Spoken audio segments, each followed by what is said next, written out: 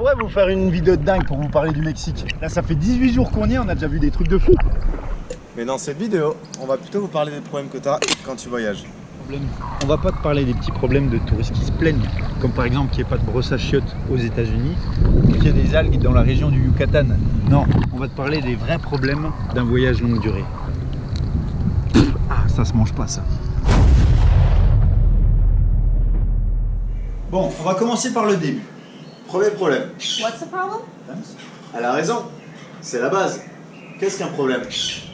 Pour nous, un problème est issu d'une habitude que tu n'as pas. Par exemple, quand tu apprends à conduire, tu dois embrayer, tu dois te concentrer, passer ta vitesse, tu dois regarder dans tes rétros, tu dois mettre ton clignotant, s'il pleut, tu as les essuie-glaces à mettre. Enfin, c'est la misère quoi. Tu transpires comme un sac, t'es pas d'accord? Alors que 2 ans après, tu es capable de conduire avec ton genou, appeler ta mère, tu fumes ta clope, tu peux parler à ton voisin et tu es même capable de chercher ta prise jack pour mettre de la musique. Une fois que ça devient une habitude, le problème disparaît. Regarde, toi par exemple, tu trouves un travail et 2 ans après, tu as envie de changer. Pourquoi? Parce que ça devient trop répétitif et tu n'as plus de challenge perso à résoudre. Ouais, bah c'est pour ça qu'on voyage. Bah oui, Chaque jour est différent. exactement. Tu peux lire des livres, regarder des vidéos pour te préparer. Mais il faut le vivre pour l'apprendre. Deuxième problème. Tout quitter. Ta famille, tes amis, ton travail. Et tu sais que ça va te manquer. Ah mais regarde, moi j'ai pas besoin de démissionner. Je suis barman. Je bosse où je veux, quand je veux. Moi, je peux pas faire mon boulot partout autour du monde. Donc soit je demande à mon boss qui me laisse du temps libre, soit je sais que je veux pas refaire la même chose après et je démissionne. Ouais, c'est vrai, t'as raison. Mais t'as 25 ans. Pas de dette, pas d'enfant. Qu'est-ce qui te retient? La peur peut-être. Troisième problème. Mais qu'est-ce que je fous là? La société d'aujourd'hui nous apprend à aimer le confort et à tout planifier. Alors quand tu te retrouves comme un con tout seul à l'autre bout du monde, que plus rien ne t'attache à ton jour d'avant et que tu sais pas ce que tu vas faire demain, forcément tu chiales. C'est normal, t'en as pas l'habitude. Après t'as 2 solutions. Soit tu continues de chialer et il se passe rien, soit tu te réveilles et tu fais ce que tu veux. Mais bon, je te rassure, c'est quand même plus difficile que ça. Parce que ça paraît con, mais tous les jours tu dois chercher un truc à manger, un endroit pour dormir et un moyen pour te déplacer. Mais bon, petit à petit tu prends l'habitude, petit à petit ça devient plus facile et après tu profites. Quatrième problème. La solitude. Ça c'est le pire, parce que quand tu es tout seul, tu peux pas te reposer sur quelqu'un. Après 14 heures de bus, quand tu arrives dans une ville dont tu connais pas le nom, il est 23 h, il pleut, t'as pas mangé, il n'y a pas de wifi pour télécharger la carte, t'aimerais juste qu'un de tes potes te dise « Oh, j'ai trouvé un endroit pour dormir ». Bah non, t'es tout seul, c'est à toi de te démerder. J'en avais tellement ras le cul que je me suis endormi dans un parc et c'est un flic qui m'a réveillé. La solitude, ça a ses avantages et ses inconvénients, mais il faut la tester pour la comprendre. Hein. Bon après, je te rassure, hein, quand tu voyages, t'es jamais seul. Puis un jour, j'ai décidé de partager l'aventure et au même moment, mon pote Anto m'a appelé. Ouais, ça fait 3 mois qu'on s'amuse. Et forcément, parce qu'après avoir passé 6 mois tout seul, quand tu te retrouves à 2, ben, les problèmes deviennent juste un sujet de rigolade. Ouais, comme la corruption au Mexique. Oui, ou le fait qu'on la pompe à eau de la bagnole nous lâche. Ouais, ou alors quand les flics nous mettent de la drogue dans la voiture pour nous accuser. Ou qu'on perde les papiers de la bagnole dans une ville à 14 heures de route de nous. Ouais, on les a retrouvés. Ouais, on les a retrouvés 16 jours après quoi.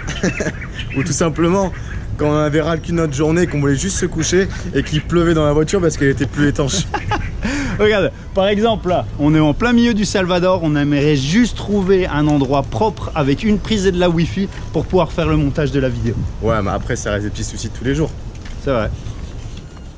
Quand les problèmes ne sont plus des problèmes, mais finalement une habitude, alors plus rien ne t'arrête.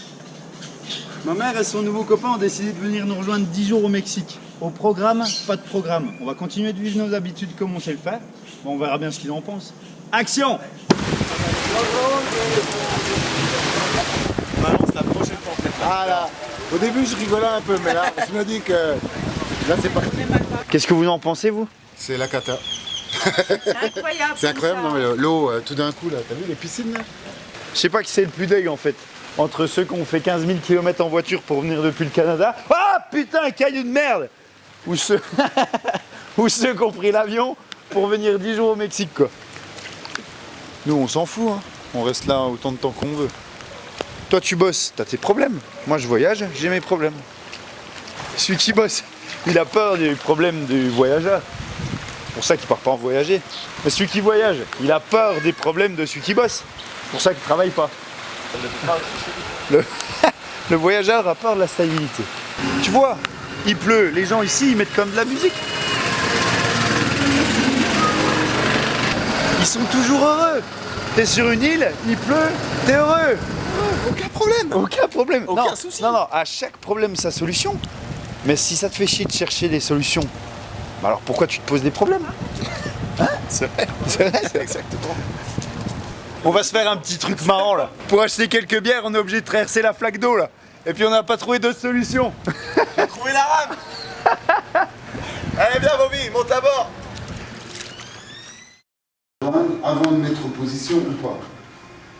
Alors, premier problème, à l'aéroport de Cancun, ils chargent 500% de taxes par paquet de clopes. Et sur la facture, ils affichent 23 pesos. Quand t'es touriste, t'as aucune idée de la valeur du pesos, tu comprends rien à l'espagnol, alors tu payes. Et tu te rends compte quand ta banque t'appelle que t'as pas payé 23 pesos, mais 23 000 pesos. 23 000 pesos, ça fait 1000 euros. Ouais, je pense qu'on a bouffé la ferme. Le voyage peut commencer. Si en venant au Mexique, tu t'attends à voir un désert avec des petites maisons blanches, des cactus et des gens habillés d'un sombrero et d'une cape en train de boire une tequila, tu te trompes, ça c'est dans les films. Le stéréotype, il n'existe pas ici. On s'est arrêté sous ces petites bâches pour manger un petit repas local.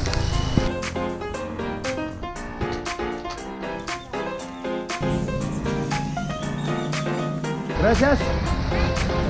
La famille vient de nous parler d'un cénote derrière l'église. Alors on va aller voir ce que ça donne.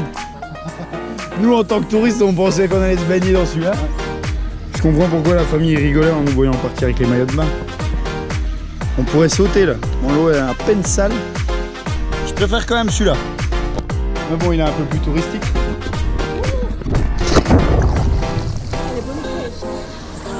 Ah, mais c'est trop cool. Eh, il y a 10 mètres de profondeur.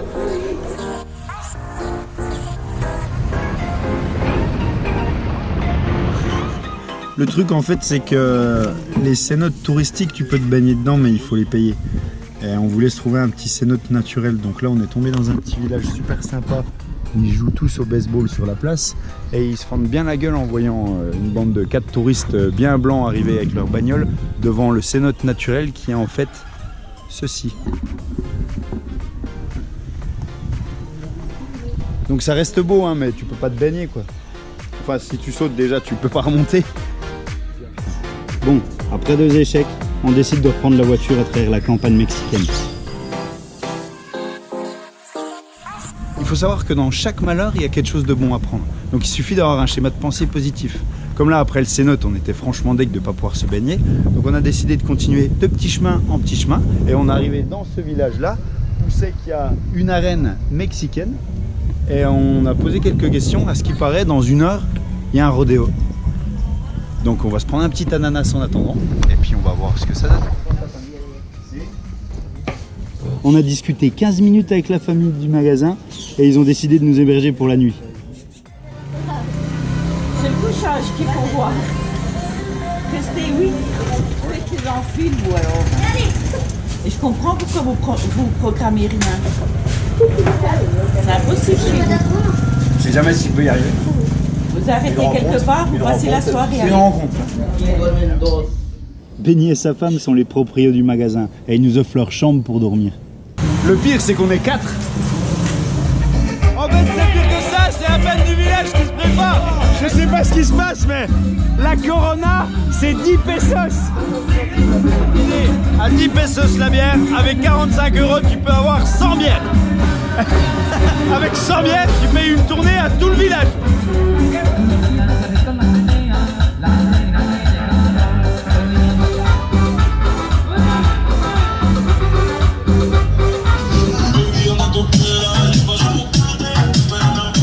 Et je sens que ça va être un bordel ce soir.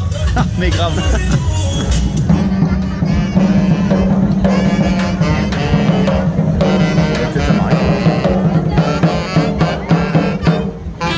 Oh, une chèvre. Anto, fais gaffe.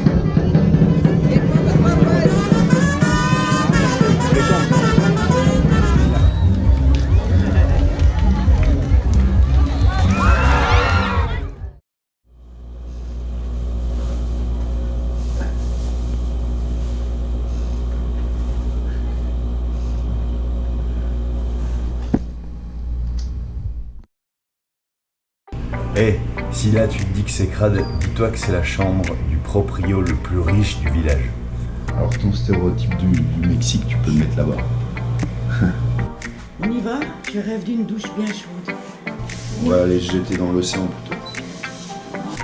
Bon alors hier soir, pas de bol, plus de batterie. En même temps, quand on n'a rien prévu, c'est normal qu'on se fasse avoir par la batterie de sa GoPro. Donc qu'on vous explique un peu ce qui s'est passé. Ici, il y avait la bringue. Alors après, on est revenu ici chez nos potes qui tiennent le magasin parce qu'ils nous ont invités à manger. Puis ensuite, on a continué de cette petite rue et tout au fond, il y avait une scène avec un groupe de musique espagnole et on a dansé un peu toute la nuit. Et après, on est revenu dormir dans notre magasin.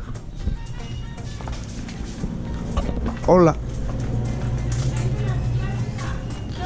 Donc c'est un magasin, il y a des rayons, du bordel, de la salsa, là il y a des petites lingettes, du bordel, de la mayonnaise alors qu'il fait 40 degrés. Et au fond la chambre. Et voilà. Les proprios nous ont laissé leur chambre pour dormir. Je vais vous montrer où ils dorment.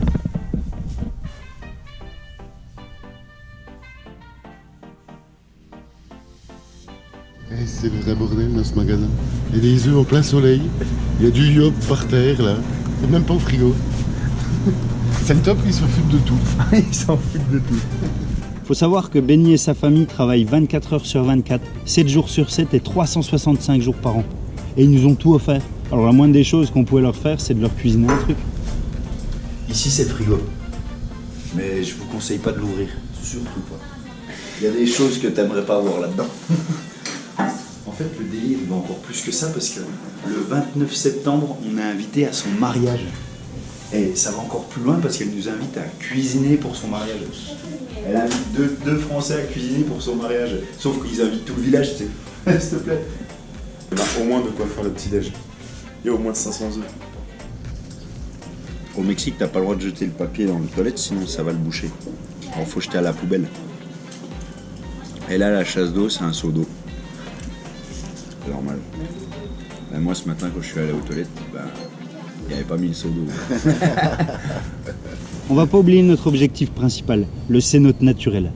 Ce qui se passe, c'est que là, on est en train de demander à un local où c'est que se trouve le cénote. Et là, le local nous a expliqué que le cénote est à 3 km sur un petit chemin comme ça. Bienvenue dans le cœur du Mexique. Le premier qui voit un jaguar, il a gagné. Si un jour tu m'avais dit que j'allais amener ma mère ici, c'est pas impossible qu'on perde le pot d'échappement. Hein.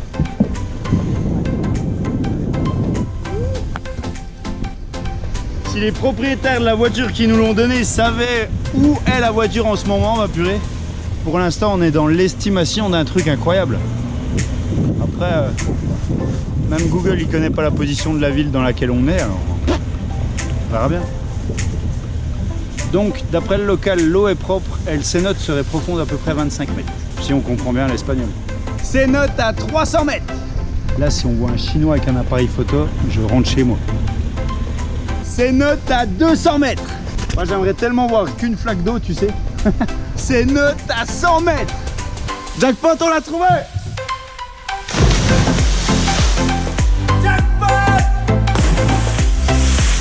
Et le pire, c'est qu'il n'y a aucun touriste.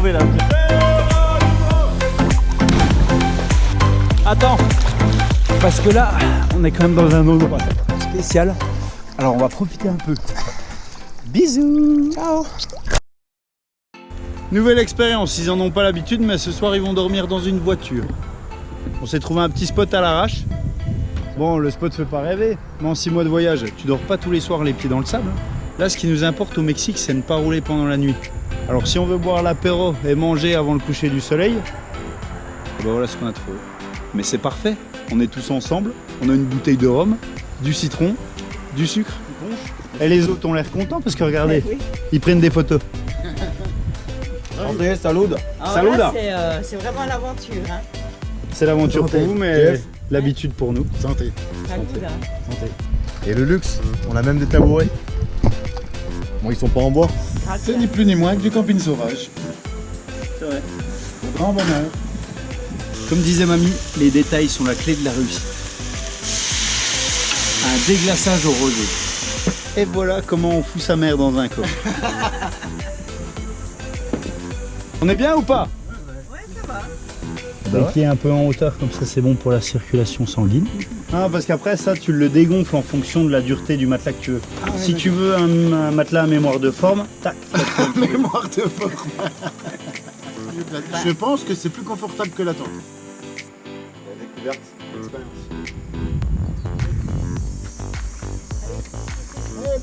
Bonne nuit. On y est. Bonne nuit. Le matin au petit-déj, on les a questionnés. JF a eu une crise de chaud pendant la nuit, mais il a quand même dormi jusqu'à 5 heures. Bon, faut dire qu'en ce moment, en Amérique latine, il fait plutôt chaud et humide, alors on évite de dormir dans la caisse.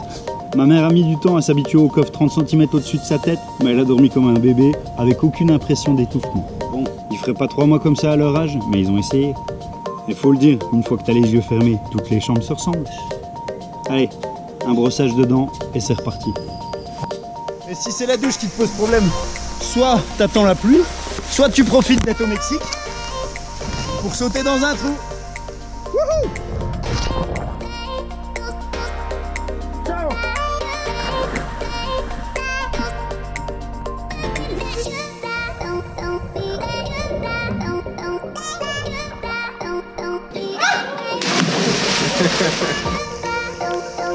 Et mec, avec la pluie, ça rend le truc magique quoi.